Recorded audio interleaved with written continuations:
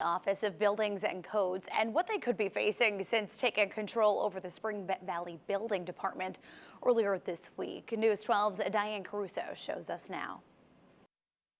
It may be hard to believe how more than a dozen people were living in this Spring Valley home on George Street. If zero's the worst, I would say that this house was at a level 2. This is what building inspector Jakentin Lavalas saw in the home on February 1st. Tenants were staying in makeshift rooms. This one was for a child.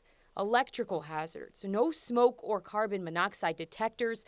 The basement had 3 illegal bedrooms with no egress windows, which are needed for emergency situations, and no insulation left renters to plug in space heaters. He spotted 17 violations, forcing him to order the home be vacated. There's just a lot of hazards, potential hazards in the dwelling that I couldn't allow anybody to stay in there, especially the children. Lavalas says the landlord's other properties in the village will be inspected to ensure those tenants aren't facing the same conditions. He is now working under the county's new Office of Buildings and Codes, which will be looking into properties like this one to enforce compliance and any fines associated with violations. It's just totally unacceptable.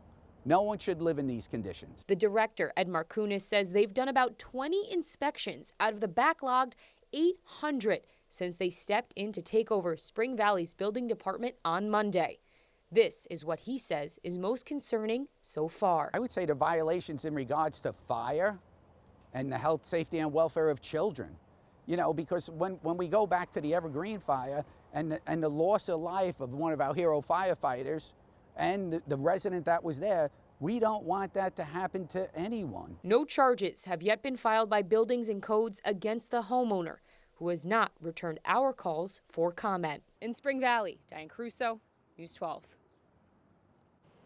And one woman who used to live in that home spoke in Spanish to our News 12 reporter, saying she was sick for months because there was no heat.